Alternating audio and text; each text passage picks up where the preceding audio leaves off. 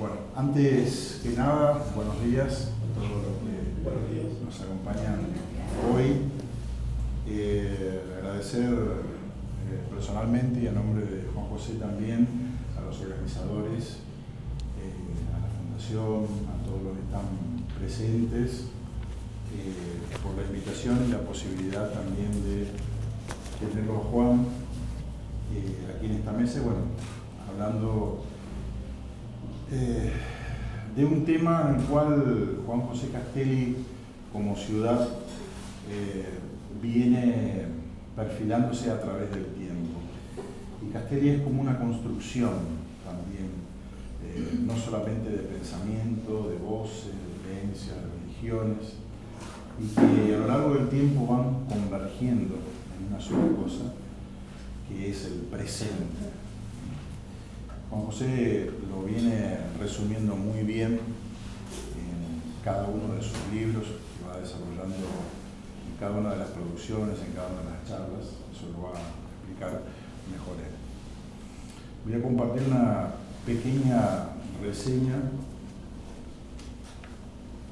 Juan José nació en Castelli, provincia del Chaco, el 11 de octubre de 1967, escritor autodidacta, narrador poético e investigador de fenómenos históricos y culturales, autor de 3 libros que rescatan la historia cultural de Castelli y sus colonias, En surcos de blanco algodón del 2012, Desandando la huella del año 2014 y Punto de encuentro del año 2017, además de producciones líricas relacionadas con momentos.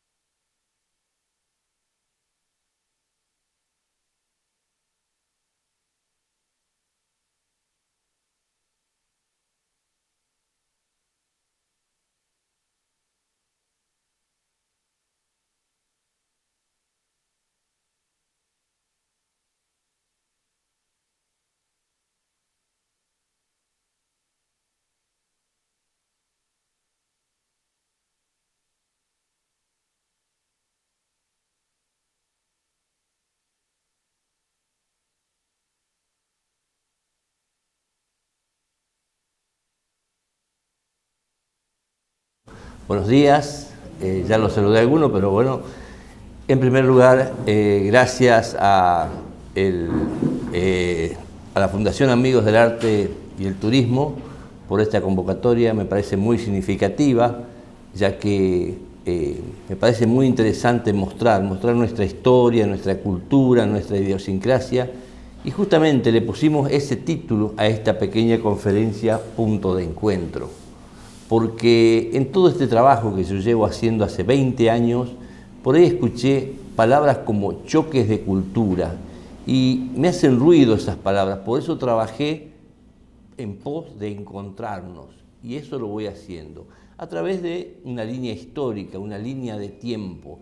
Y cuando hablo de esa línea de tiempo, no tenemos que confundir la historia del Gran Chaco, la historia de cada uno de los pueblos del Impenetrable, que son muy ricas en historia, pero yo me refiero a Castelli como ese punto de encuentro a la ciudad.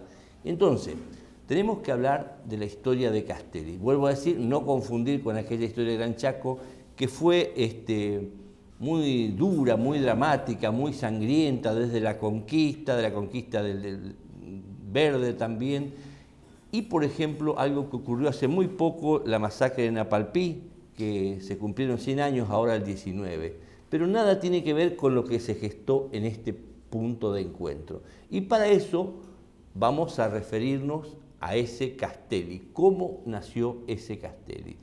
Y para eso, en historia se trabaja en causas y efectos. Causas y efectos, ¿para qué? Para que se den las condiciones de nacer un pueblo. O en el caso particular de cada uno de nosotros, se dio efectivamente de esa misma manera. Papá, mamá se encontraron y nacimos cada uno de nosotros. No podemos hablar de supuestos. Por eso vuelvo a repetir, a mí me llevó 20 años trabajar en esto para poder encontrar los puntos de coincidencia para poder armar este rompecabezas. Soy aficionado a la historia, como ya todos saben, lo hago porque me apasiona, me gusta, lo hago por mis propios medios, pero siempre agradezco estos espacios para poder transmitir. También lo hago en las escuelas, para que las generaciones jóvenes sepan de dónde venimos. Y Castelli iba a cumplir 88 años ahora el 3 de octubre. Somos un pueblo joven. O sea, Castelli tiene la edad de una persona adulta, una adulta mayor, por ejemplo. Y tampoco sabíamos. ¿Por qué? Porque eran todo cosas sueltas. Entonces, vuelvo a lo que dije hoy. A través de una línea de tiempo, una línea histórica, podemos encajar en cada uno de los casilleros y desde ahí hablar. De ahí podemos referir a cada una de las historias de vida, llámese personales, de comercio, de Castelli, o todo lo que fue sucediendo. Pero si no armamos la línea de tiempo, nunca nos vamos a poder concentrar en hablar de una historia. Y gracias, como lo decía César, a los congresos de historia que vengo participando ya por 6, 7 años consecutivos, que ahora el 14, 15, 16 se va a llevar acá en Usas Peña. También voy a estar presentando un trabajo que lleva el título Desde un fortín a una villa. A partir de ahí yo también pude comprender. ¿Por qué? Porque, como sabemos, el Chaco, hice un pequeño gráfico y ahora me... ¿Sí? Bueno, dale, no hay problema.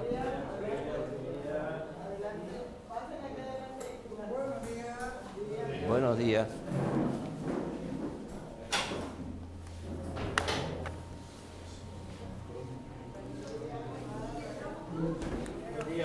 Buenos días. Buenos días. ¿Cómo anda usted? Ya sé, bien, nos conocemos.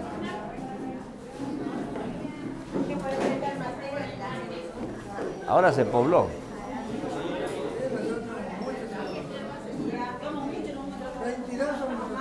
Sí, ya vamos a hacer lugar.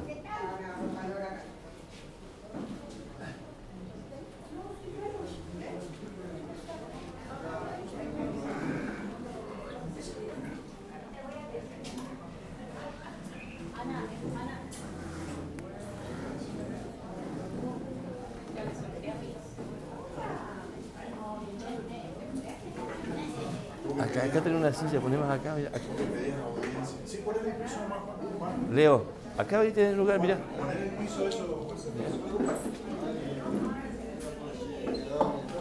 Ahí tenés un lugar.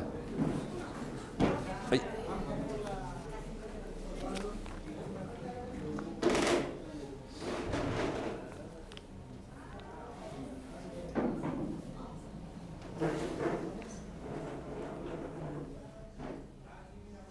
Bueno, ¿continuamos o arrancamos de vuelta? Bueno, me presento, la mayoría me conoce, Juan José Smith, yo soy investigador de fenómenos históricos y culturales. No me reconozco como historiador porque no tengo el título, pero es una pasión que me lleva a poder descubrir la historia de Castelli. Algo que había comenzado a decir, más o menos resumido. Para poder conocer la historia de un lugar, debemos remontarnos a los inicios, a la gestación, diríamos, porque cada uno de nosotros tiene nuestra fecha de nacimiento y a partir de esa partida de nacimiento se van sucediendo papeles, llámese documentaciones que van marcando nuestra vida. Eso tenemos que hacer con la historia. Y para hablar de ese punto de encuentro que es Castelli, como lo definimos, tenemos que conocer a través de documentaciones. Y eso vengo haciendo, porque muchas veces se trabaja a partir de testimonios. Los testimonios son muy valederos, pero también se pueden cometer errores cuando hablamos de una persona y solamente reflejamos lo que conocemos de ella. Tenemos que conocer su historia en documentos. Ese es el trabajo que yo vengo haciendo en resumidas cuentas. Es un trabajo de 20 años, un trabajo muy de hormiga, pero hoy, vuelvo a decir, como lo dije al principio, agradecer a la Fundación Amigos de las Artes, de las Artes y el Turismo por convocarme para compartir este momento. Y ahora sí, ya más o menos ubicado, no soy experto en gráfico, pero bueno, más o menos para que se entienda, el título de este momento le pusimos Punto de Encuentro. ¿Por qué? Porque yo dije hoy, yo escuchaba por ahí decir que hubo choque de cultura. Y aquí yo puedo dar fe con toda la investigación que llevo y las personas, ahí tenemos muchas personas mayores, me van a decir que así fue. Acá no hubo choque de cultura, hubo un encuentro de personas, de razas, de culturas tan distintas que se fusionaron en este punto de encuentro. Y de eso vamos a irnos a referirnos. Aquí dibujamos la provincia del Chaco, que más o menos ustedes la recuerdan alguna vez cuando fueron a la escuela del mapa del Chaco, bueno, más o menos como lo hice yo. Yo voy a hablar no de la historia del Gran Chaco, que hubo muertes, hubo matanzas, hubo genocidios, sino que vamos a hablar de la historia de Castelli. Y para hablar de la historia de Castelli, de este punto donde estamos situados, vamos a comenzar desde Barranqueras a Metán Salta, lo que fue el trazado del ferrocarril 1909. Y ahí, como ven, se comenzó a inyectar el progreso, lo que sería la producción, o sea, salir la producción y venir las mercancías, estar comunicado. Esto es a principios de siglo. Pero la historia nuestra, para hablar de Castelli, tenemos que remontarnos a 1928. Estoy hablando de Castelli, no confundamos.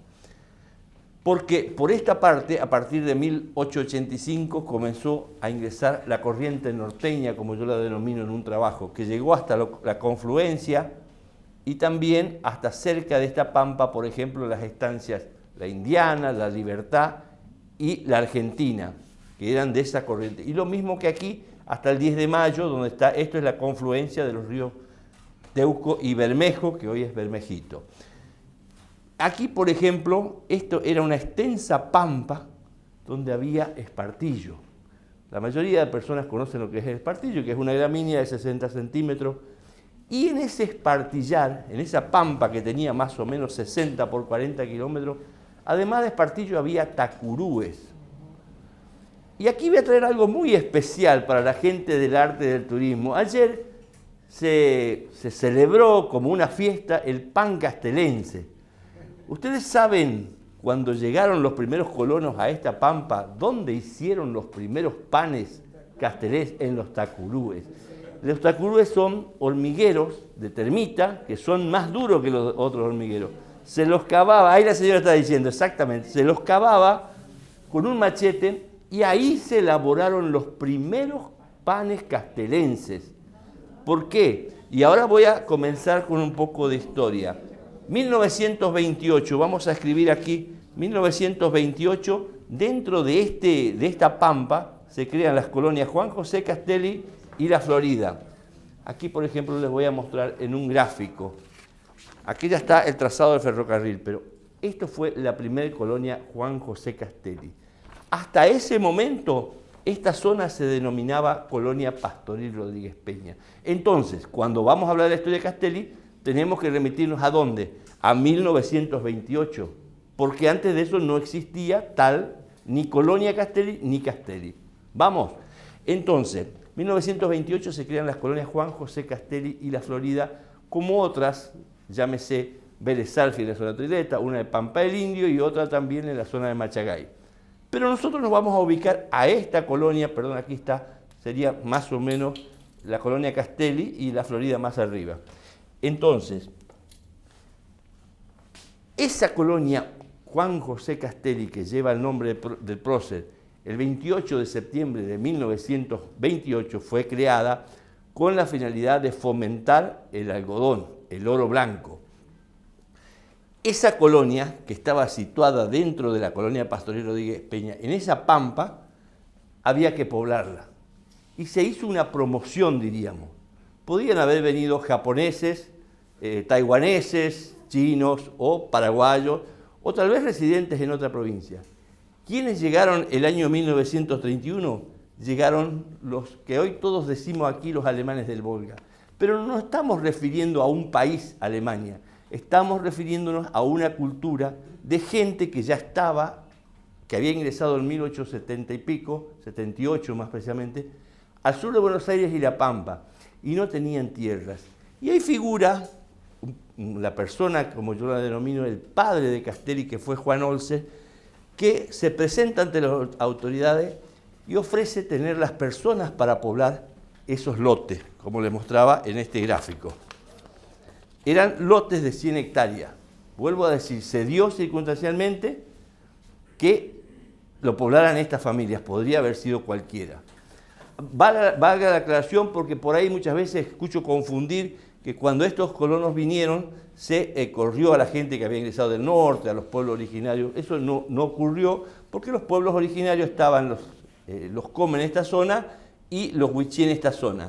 Pero por otras condiciones que no vamos a explicar ahora, los Com que estaban ocupando se habían desplazado y a través de la línea de Fortines ingresó la corriente norteña, pero siempre ocupando lo que sería el monte, lo que es el impenetrable.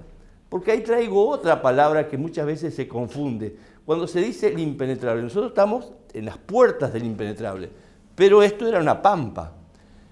Impenetrable viene de otras épocas, cuando ya los españoles no podían ingresar a esta parte, porque ustedes fíjense, Corrientes, Santiago del Estero, Córdoba, y todos tienen 300, 400 años. Por ese tema era impenetrable. Justamente yo estoy trabajando también ahora con la Junta con el tema del kilómetro 75, de la Cangallé, de lo que sería ahí la Pampa Tolosa, la ruina. Los españoles quisieron sentar pie, pero no pudieron, por los pueblos originarios de aquel entonces.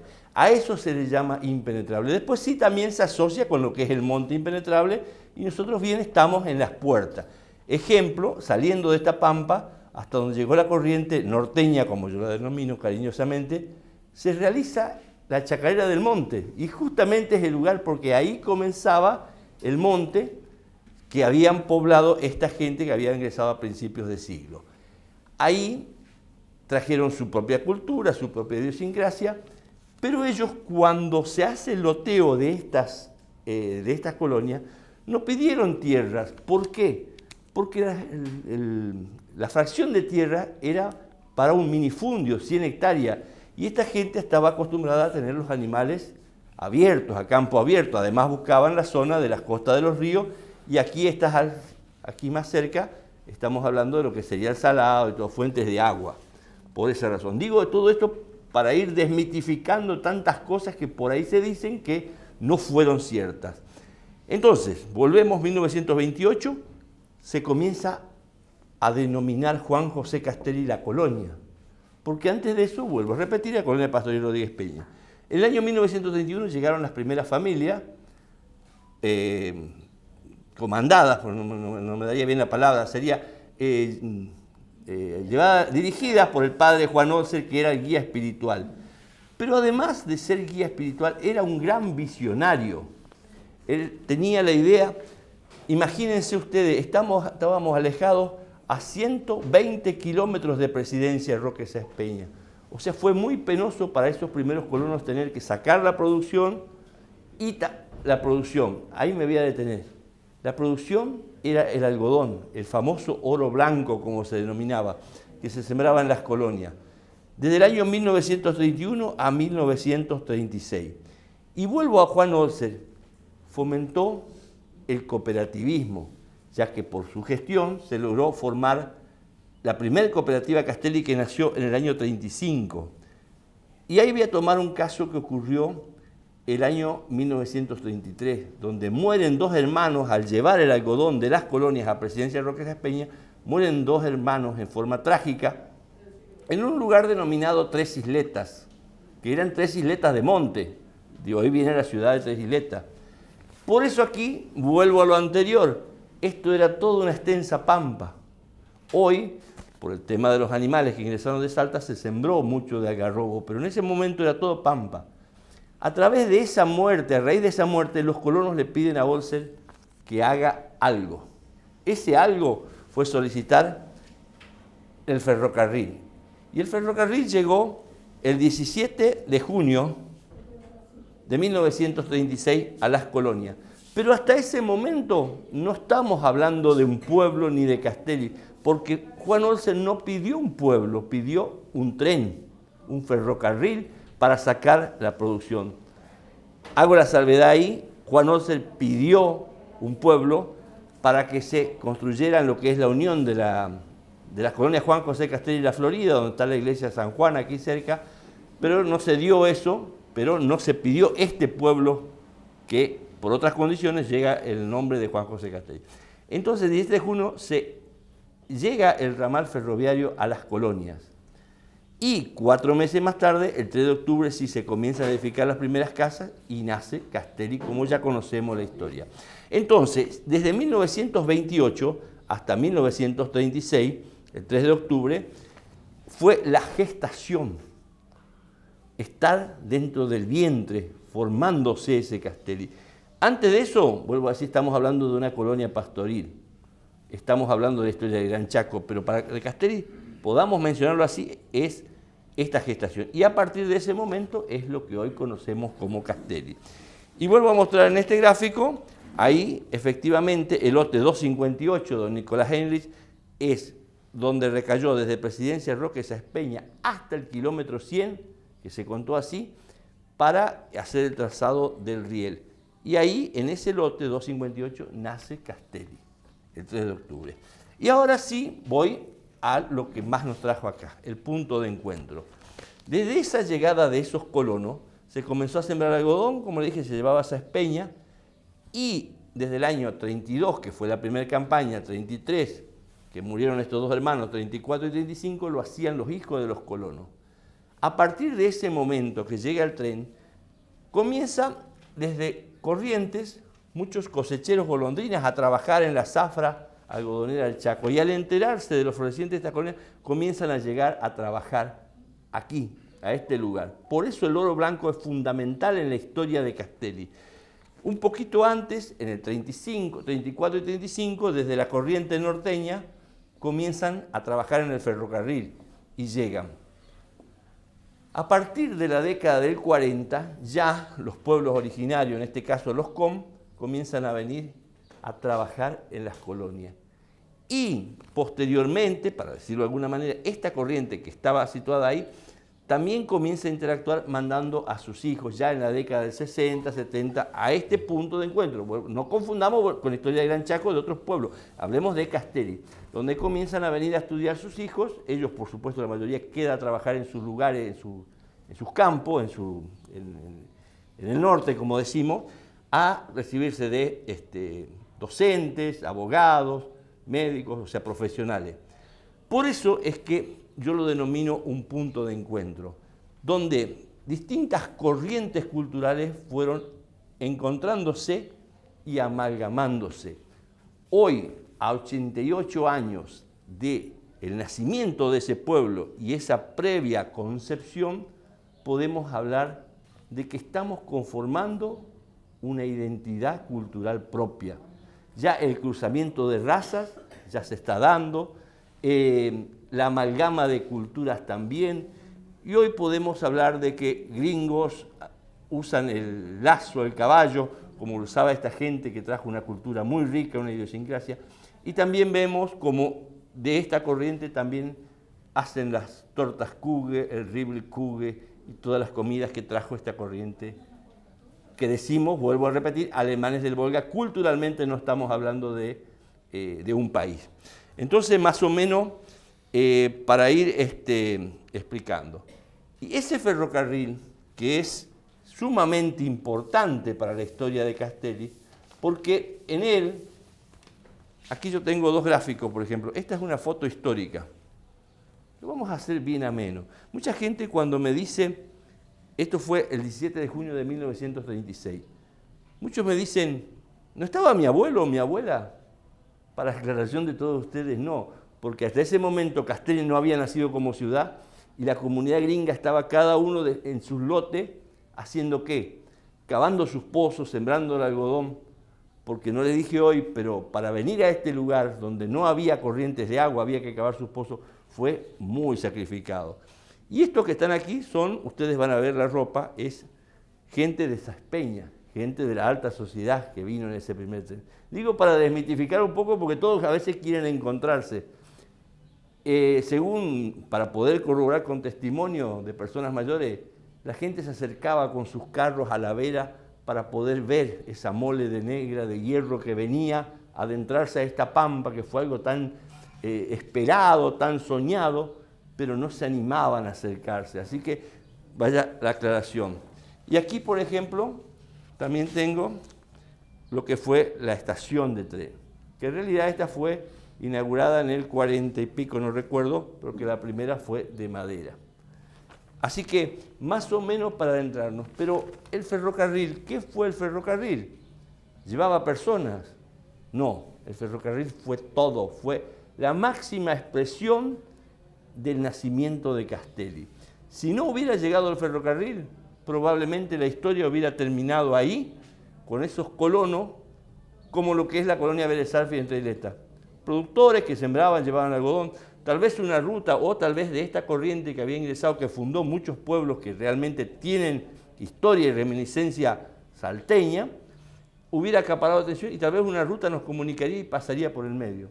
Pero si no hubiera llegado el ferrocarril a ese lugar, al lote 258, no se hubieran dado las condiciones de nacer un pueblo y tal vez no estaríamos ninguno de nosotros acá. Por eso es fundamental esa palabra de punto de encuentro, que se fue gestando en ese lugar, una pampa, luego colonia agrícola y luego el nacimiento del pueblo. Vamos hasta ahí más o menos, me gusta hacerlo así, bien informal, yo voy siempre a la escuela, por eso tengo estos gráficos ya bastante usados, porque me gusta que los niños también aprendan, no con tantas palabras técnicas, sino que podamos entender y podamos difundir y enseñarle a las generaciones jóvenes cómo se fue gestando. Bueno, desde el 36 ya comenzó su vida, pero no vamos a hablar de la vida ya institucional, sino que me quiero referir a ese punto de encuentro. Y hoy yo les hablaba de Juan Olser, padre Juan Olser. Yo investigando la historia, justamente ahora voy a llevar al Congreso la historia de Bermejito. Y me costó mucho encontrar la figura que fue preponderante o visionaria. En el caso de Bermejito les traigo que fue don José Vergallo, un aventurero, porque también estaba la corriente norteña, pero probablemente, si no se daban las circunstancias, las condiciones, hubiera quedado como Fortín Lavalle, que se convierte de un fortín a un pueblo. Pero don José Vergallo, un gran visionario, amante del turismo, por ello nace Villa Río Bermejito en 1957. Aquí en Castelli, el personaje central, descartemos que fue sacerdote, pudo haber sido sacerdote, pudo haber sido maestro o un simple productor. Él fue el gran visionario que fomentó para que estas familias vengan a instalarse en las colonias. Pero cuando estaban instaladas, fomentó el ferrocarril, fomentó el cooperativismo también a través de la creación de la Escuela 255, también la educación, porque él en el primer reducto, cuando todavía eran las colonias, desde el año 28 hasta el 36, aquí donde están las ladrillerías, que todos conocemos, donde era el lote de Reichenborg, se creó una capilla, la defensa agrícola y la primera escuelita que se llamaba Escuelita Alemana. Era Eduardo Kinder fue el primer docente que comenzó a trabajar desde el 32. Ya en el 34 el Estado pone a José César Sandoval como primer maestro, siempre ahí. Y en el año 35, el 23 de octubre, comienza a funcionar aquí donde estamos nosotros. No sé si era este mismo edificio o es ahí que está más sobre la calle aquella, la otra edificación. Ahí comienza, y yo tengo una anécdota muy particular. Mi madre fue una de las primeras alumnas que estaba allá en el campo, luego acá se le hacía un poco más difícil porque venían en burro, así que bueno, ahí tuvo que terminar en su primer grado. Y en el año 37 ya comienza a funcionar directamente aquí en la plaza. Ahí pueden ver ustedes, justamente está muy graficado, cómo los adobes de aquella época del año 35, 36 supongo, y levantado en barro. ¿Cómo fue esa primera escuelita 255? Juanjo, mira, acá están fotos, lo que era esto. Lo que era es, exactamente. Estas son las fotos de esta galería. Esta galería es lo que está ahora. Sería como recibimos. Perfecto, sí. Claro, pero de esa época que yo le pasaba el dedo al salón, sí. pero esto es esto. Fíjense ustedes qué bueno que es tener personas mayores, y eso estoy haciendo porque yo veo que de mi generación para acá los jóvenes por ahí están un poco perdidos y escuchan, o sea, por eso me tomo este trabajo de hacerlo y difundirlo como una pasión. Aquí el señor B justamente también dice que fue uno alumno aquí en este lugar. Bueno, entonces, ¿cómo no vamos a hablar de punto de encuentro? Si punto de encuentro se dio en las colonias, que toda la gente lo sabe, acá no se desplazó a nadie. Perdón, voy a aclarar algo que me faltó. Cuando esta corriente quiso ingresar, ingresó toda la parte del norte, que se fundaron muchos pueblos, tengo las documentaciones, que había, del Ministerio de Agricultura que no podían traspasar esa zona porque justamente estaba destinado a colonia agrícola. Vuelvo a repetir eso, no a modo de defender nada, simplemente no podían pasar ciertos límites. Por eso le dije hoy, hasta lo que es la estancia Yapeyú, la estancia Miraflores, que bueno, hoy llevan los nombres más o menos, que fueron las estancias que de ahí no podían desplazarse porque en esta pampa estaba destinado a colonias agrícolas. Luego se creó la colonia agrícola en el 28 y luego lo vinieron a poblar esta gente, los alemanes del Volga, entre comillas, como decimos, que eran argentinos, en su mayoría, el 20% aproximadamente todavía de las personas mayores, porque el promedio de vida no pasaba los 50, así que tengamos en cuenta esa deducción lógica. No había personas que habían nacido en territorio ruso, que bueno, es otra historia, no la vamos a explicar. Y estas tres estancias más cercanas eran la Argentina, de la familia Verdeja, la Libertad, de la familia Florentino Gutiérrez y Benito Campo, y la estancia La Indiana de las familias Palavecino. Por supuesto que los animales de esa gente poblaban esta zona, pero cuando se hizo ya la mensura luego tenían que sujetarla, e inclusive las familias palavecinos también poblaron más la costa del río.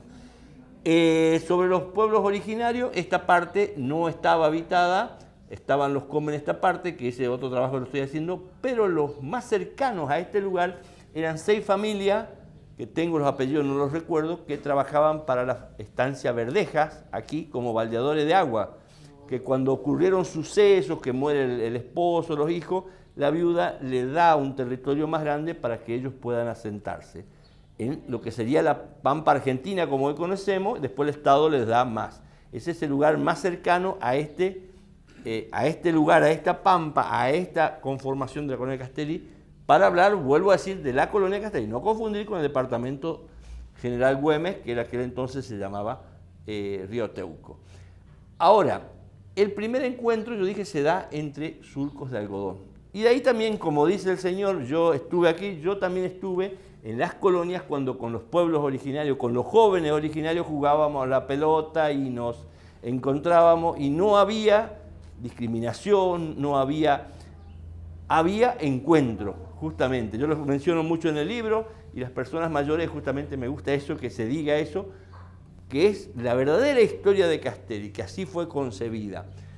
Justamente lo hablaba el otro día con el músico, cantor, el indio Lucio Rojas, justamente tuvo una entrevista muy grande, porque él justamente nos dice cómo él con los huichí en la zona norte de Salta jugaban y se amalgamaban y compartían. Bueno, digo, exactamente lo mismo lo vivimos nosotros aquí esos años en las colonias, cuando yo era muy chico. Entonces, en este punto se sumaron correntinos, como le decía, a partir de la llegada del ferrocarril, y en esa gran pampa, que estaba poblada por, vamos a denominar los gringos, se crearon pampas satélite, como hoy conocen, Pampa Castro, Pampa Bedón, y todas esas pampas fueron pobladas por esa corriente correntina.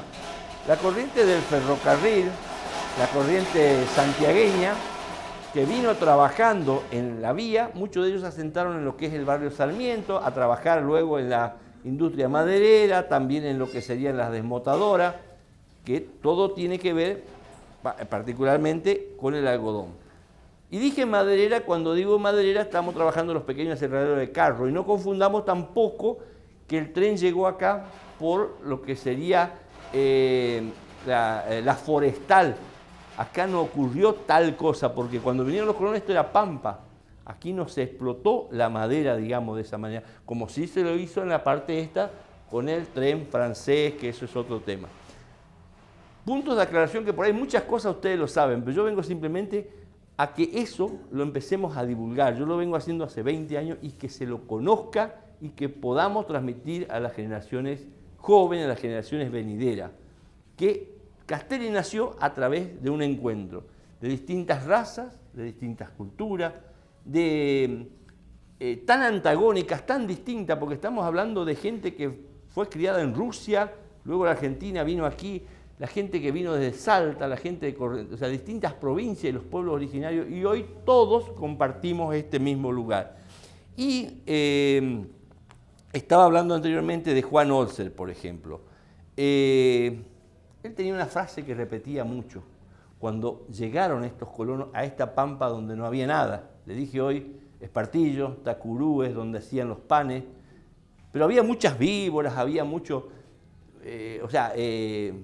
alimañas y todo esto, y había que tener fe y coraje para venir a este lugar, donde había que agarrar el carro y llevarlo a Presidencia Roque Saspeña al algodón y traer la mercadería. Fueron gente muy aguerrida. Ahora, ¿qué decía él? Tengan fe en Dios, pero no solo en Dios, fe en ustedes mismos que van a poder sortear todos estos obstáculos.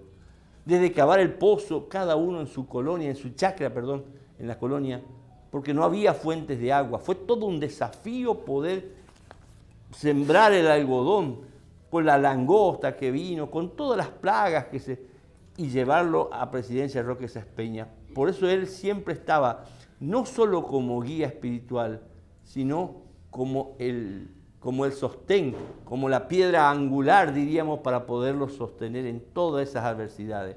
Por eso yo le pongo un rótulo, el padre de Castelli. Pero no porque sea un sacerdote, sea católico, podría haber sido evangélico, sea luterano, sea un docente, pero fue el gran visionario. Y yo cada vez que me meto en esto, indagando en la zona de Charata, Saspeña, lo que significó la historia, para mí más lo remarco y en mayúscula, el padre de Castelli, que fue el que generó esto, que todas las corrientes pudieran hoy concentrarse en este punto de encuentro. Por eso decía, fe en Dios, pero por sobre todo, fe en ellos mismos. No en un Dios lejano allá arriba donde le podés rezar, orar y pedirle, sino que también arremangarse y salir a producir. Y de la nada misma se convirtió. Y ese punto de encuentro, por ejemplo, se vio coronado, o sea, diríamos de alguna manera, ya más acá en el tiempo, el año 1971, cuando llegó, en el 64 más precisamente, 63-64, el doctor Enrique Humberto Sicchetti, un gran médico reconocido por todos, que comenzó a trabajar con los pueblos originarios. En realidad él venía a trabajar en Pampa del Indio, a instalarse. Pero al llegar aquí a Castelli, el director del hospital, el doctor Valdés, entonces le sugiere, ¿por qué no instalarse en Castelli? Perdón, Vázquez, si lo tenía Valdés para mencionarlo, perdón. Sí, el doctor Vázquez, ahora. ¿Por qué no se instala en Castelli, ya que el ferrocarril le traccionaba para poder llevar y traer todo lo que él quisiera? Entonces, cambia y se radica en Castelli. Justamente no es casualidad que frente a mi casa...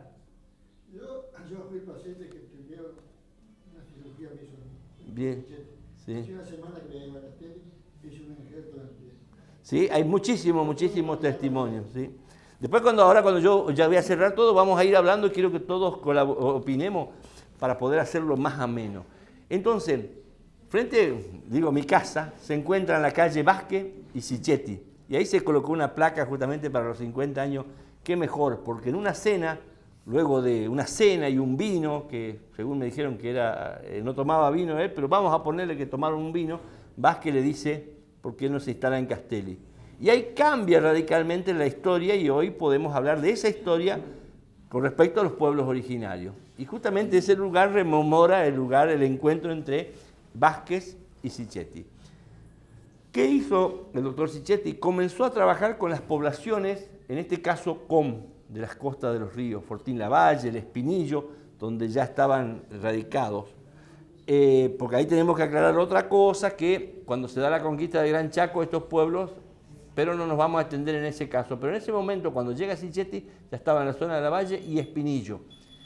Y comienza a curarlo. Y según datos estadísticos, de los 2.500 originarios de la comunidad en este caso, a principios de siglo, cuando llega Sicchetti estaban quedando 1.200. ¿Por qué? La tuberculosis estaba diezmando toda su comunidad. Y él comienza a hacer un trabajo de traerlos aquí en lo que es la Junta Unida de Misiones, que creó en el año 64, y en el año 71 crea el primer barrio, el barrio Nocallí. Todo lo que yo les digo es basado en documentaciones, un trabajo muy armonioso de historia. Se crea el primer barrio y a partir de ese momento podemos hablar de su establecimiento aquí en Castelli como comunidad. Porque anteriormente venían a las cosechas, desde el 40 hasta el 71, y regresaban a su lugar de origen.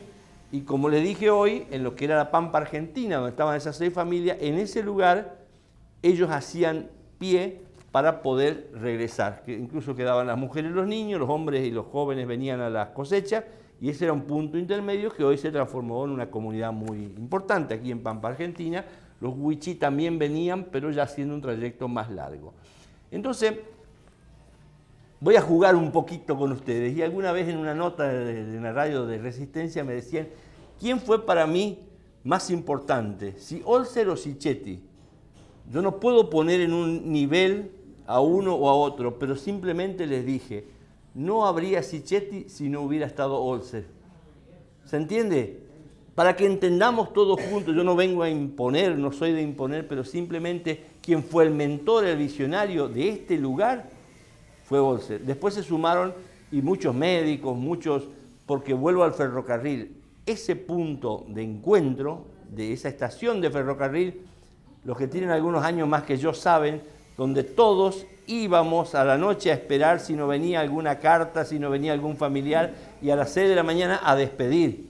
Y ese tren mixto que llevaba no solamente personas, llevaba animales vacunos, que ahí también se da mucho de la corriente norteña, que antes llevaba a Rivadavia y a partir de llegar al ferrocarril se comienza a traer a cargar en el brete. Voy haciéndolo un poco rápido para poder entender. Y esa estación de ferrocarril fue también un punto de encuentro. Ahora, Castelli, este lugar, esta pampa, se dio un punto de encuentro. Pero también la estación del ferrocarril fue el punto de encuentro donde se desarrollaban todas las manifestaciones culturales, sociales, donde, para decirlo de alguna manera, entraba y salía Castelli, hasta la década del 70, en el 78, cuando se construye la ruta, ahí comienza ya a ser un Castelli con otra entrada desde el naciente. Pero me falta una tercera pata, que sería una pata del encuentro. ¿Y qué es esa tercera pata del encuentro? Es esto.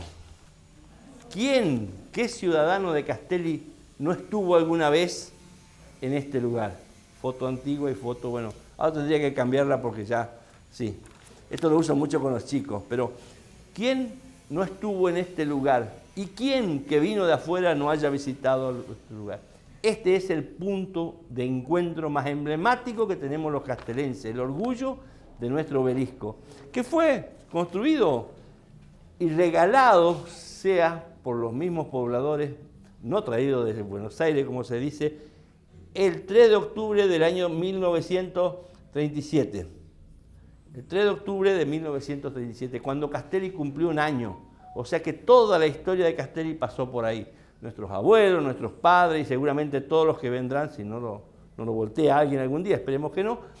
Ese es el punto más importante de nuestra historia, donde tal vez como alumnos, como padres, como abuelos, llevamos a los hijos, a los nietos. O sea, fue nuestro lugar emblemático del punto de encuentro, cuando Castelli todavía no era nada, porque antes Castelli las primeras casas estaban contra la vía y aquí ya terminaba todo. Los que tienen algunos años más saben mejor que yo esto.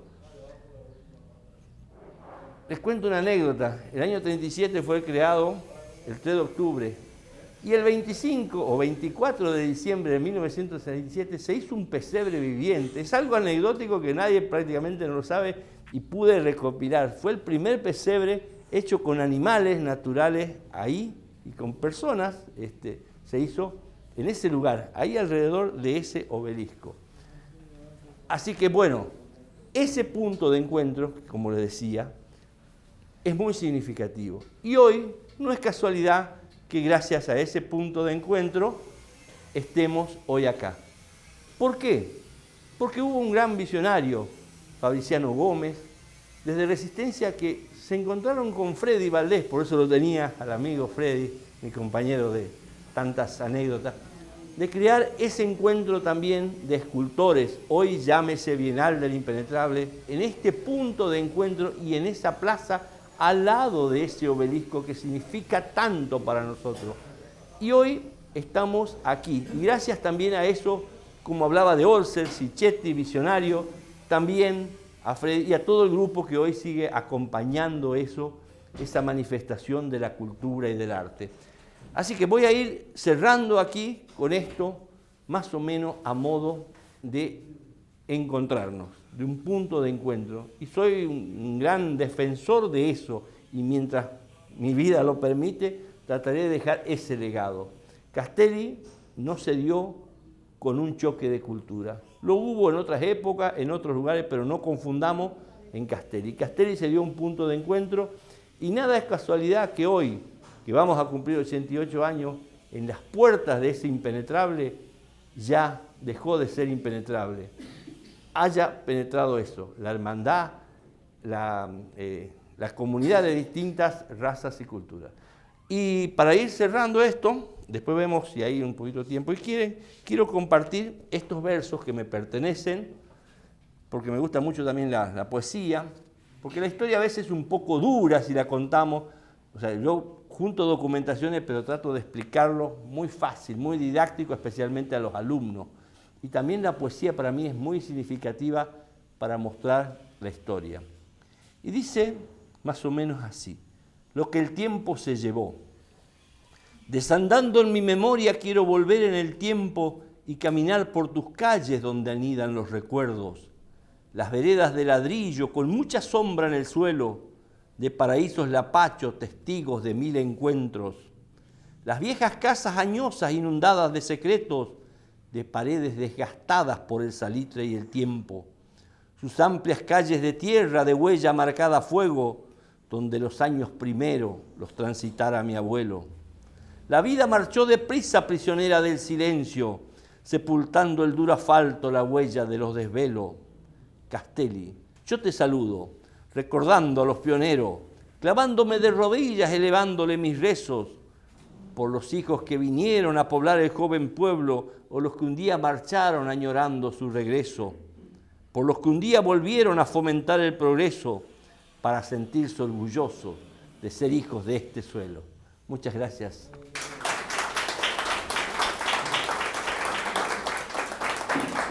No sé cómo estamos de tiempo, si hay quieren intercambiar o ya se quieren. ¿Alguno tiene una pregunta? Pues... Si alguno quiere opinar algo o tienen otra actividad de ustedes. Sí, yo quiero preguntar. Me gustaría hacer un aporte. A ver. Sí, vamos y seguimos y ya. Dice que va a hablar siempre de Pampa. Sí. De Pampa, de los campos libres. Sí. Pampa es Sí. campo Sí, Pampa, sí. Yo discuto siempre con esto que dicen, se está desmontando, se está desmontando. Yo le digo que yo me acuerdo que en el campo de mi papá había 5 algarrobos. En esos 5 algarrobos se paraban 3, 4 vacas a la Sí. con los caballos. Sí.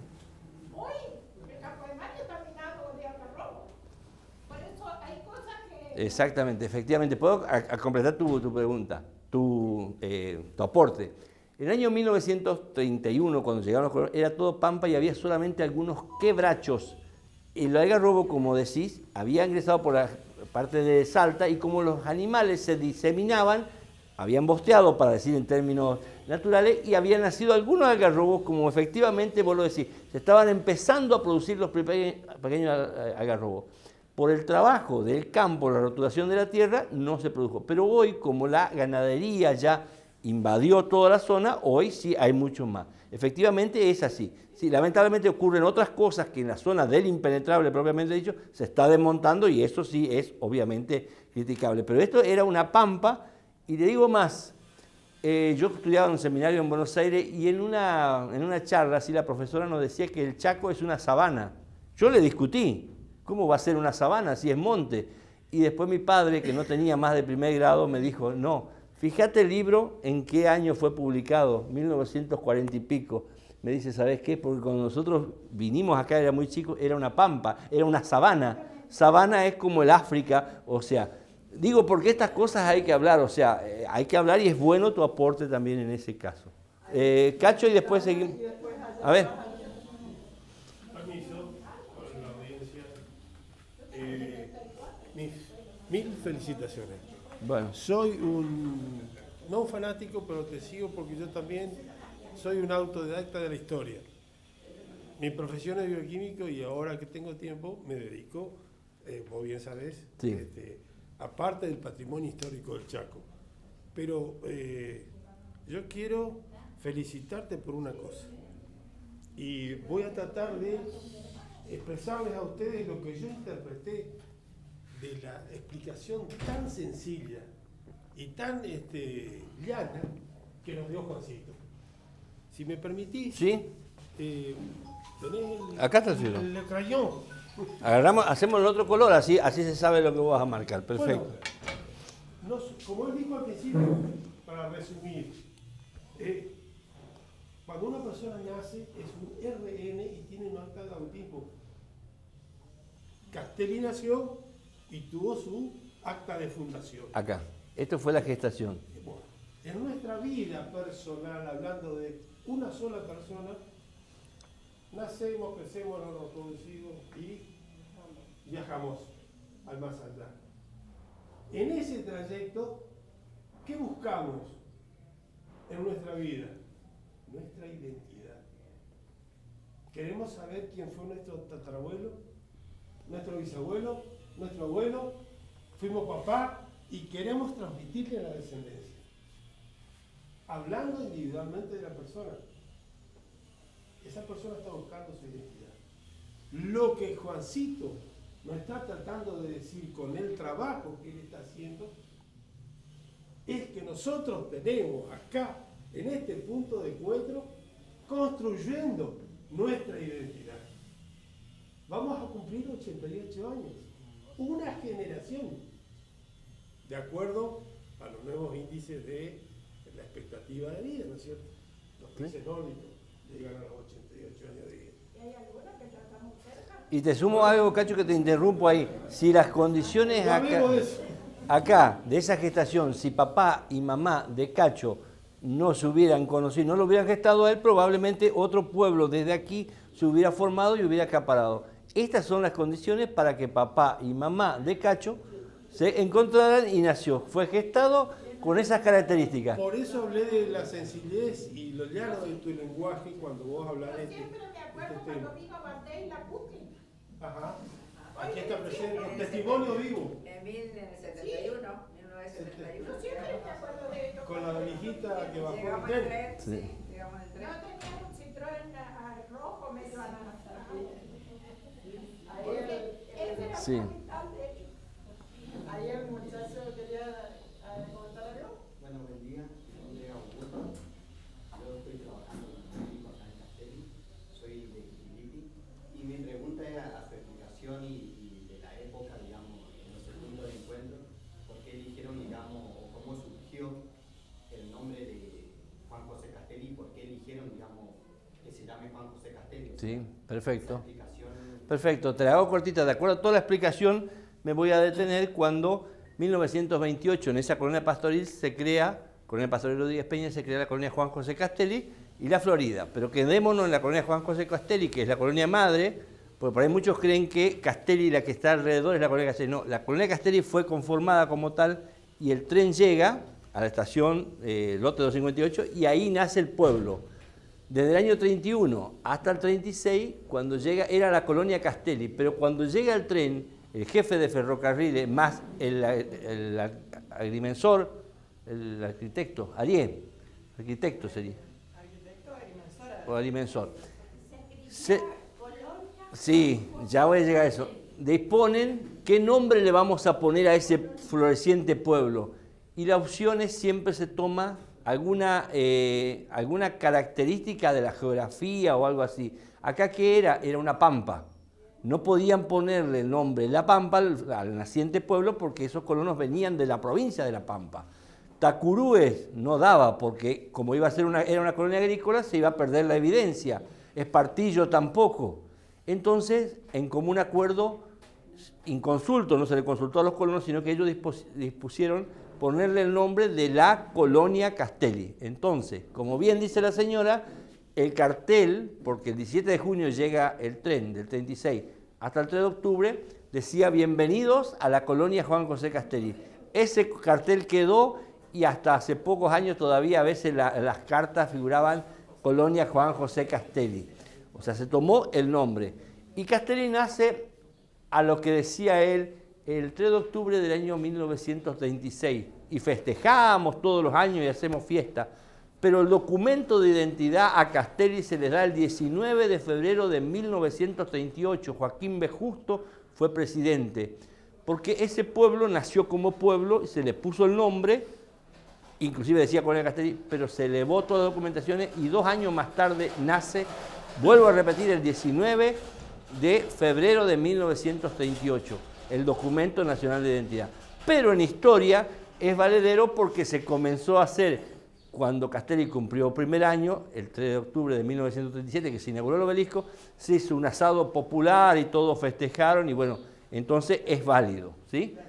Vaya como aclaración también, no sé si te quedó claro, sí. Pero no fue un consenso de los colonos que estuvieron habitando de decir cómo se llamaba, sino que el gobierno ponía... Claro, exactamente, se lo tomó como lo que era la colonia Castelli. Yo soy de Quilipi. Sí. Quilipi es el nombre de un búho en donde se exacto. Y se escuchó. Eso es lo que te decía, alguna característica, puede ser un río, una laguna, un animal, exactamente.